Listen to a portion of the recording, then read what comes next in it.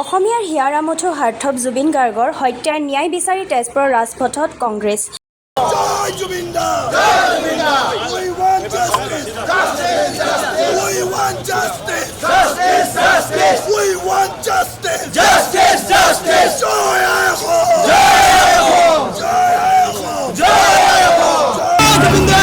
জয় জুবিন দা! জয় জুবিন দা! জয় জুবিন দা! জয় জুবিন দা! জয় জুবিন দা!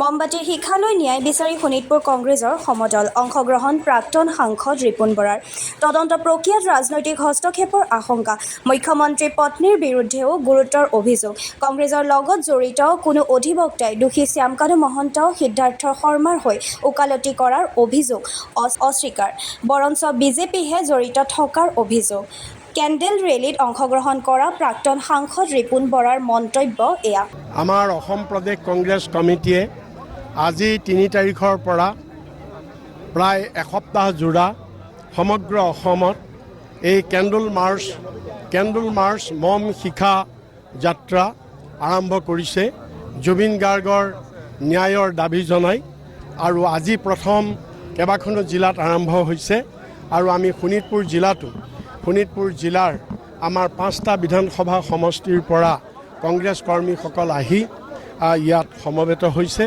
তে আমাৰ এই আন্দোলন যদিও আপোনাৰ শ্যামকানু মহন্ত বা সিদ্ধাৰ্থ শৰ্মা বা আৰু দুজনক শেখৰ গোস্বামী বা এইটো কি বুলি কয় মহিলা শিল্পীগৰাকী কি নাম আছিলে তেওঁৰ অমৃতপ্ৰভা মহন্ত তেওঁলোকক যদিও গ্ৰেপ্তাৰ কৰিছে আৰু হয়তো পৰৱৰ্তী পৰ্যায়ত কাৰোবাক গ্ৰেপ্তাৰ কৰিব কিন্তু এইটোতে শেষ নহয় ন্যায়টো ইয়াত নাপায় ন্যায় পাব আদালতত আমাৰ কথা হ'ল ন্যায় আদালতত পাবলৈ হ'লে প্ৰথম কথা নিৰ্ভৰ কৰিব মুখ্যমন্ত্ৰী হিমন্ত বিশ্ব শৰ্মাৰ ওপৰত কাৰণ যি SIT আছে আৰু যি CID আছে এই CID SIT হৈছে মুখ্যমন্ত্ৰীৰ তত্ত্বাৱধানত তেওঁ নিজে গৃহমন্ত্ৰী আৰু গতিকে তেওঁৰ অধীনত এই SIT আছে CID আছে এতিয়া SIT আৰু CIDয়ে তদন্ত কৰি যি চাৰ্জশ্বিট দাখিল কৰিব কোৰ্টত সেই চাৰ্জশ্বিটৰ ওপৰতহে কোৰ্টে ন্যায় দিব পাৰিব এতিয়া যদি চাৰ্জশ্বিট ভুলকৈ দিয়ে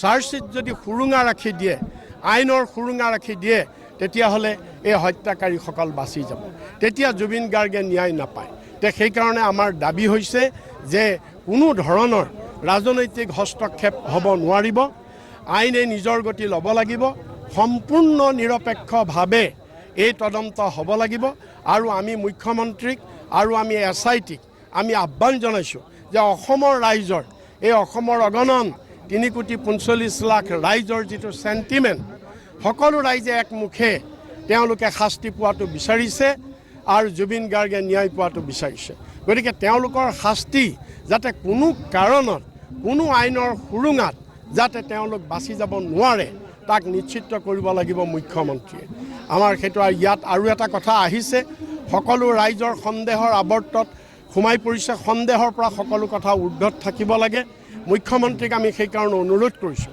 কাৰণ তেওঁৰ পত্নীৰ নাম ৰিণিকী ভূঞাৰো নাম ইয়াত সাঙুৰ খাইছে কাৰণ নৰ্থ ইষ্ট ফেষ্টিভেলৰ অন্যতম উদ্যোক্তা তেখেতৰ পত্নী আছিল আৰু তেখেতৰ পত্নীৰ যিখন farm north east pride entertainment private limited এই ফাৰ্মখনৰ উদ্যোগত তাৰ পিছত জুবিন গাৰ্গৰ মৃত্যুৰ পিছতো তাত এক্সিবিশ্যন চলি আছিল বুলি বহুত বাতৰি ওলাইছে আৰু ইতিমধ্যে তেখেতৰ পত্নীৰ নামতো FIR ফাইল কৰা হৈছে গতিকে এই গোটেই কথাবিলাকৰ ভিত্তিত আমি মুখ্যমন্ত্ৰীক আমি দাবী জনাইছোঁ আমি তেখেতে নিৰপেক্ষতা অৱলম্বন কৰক এই তদন্তৰ আওতালে মুখ্যমন্ত্ৰীৰ পত্নীকো মাতিব লাগে আৰু মুখ্যমন্ত্ৰীৰ পত্নীকো সোধ পোছ কৰিব লাগে যাতে কোনো ৰাইজৰ মনত কোনো ধৰণৰ সন্দেহ নাথাকে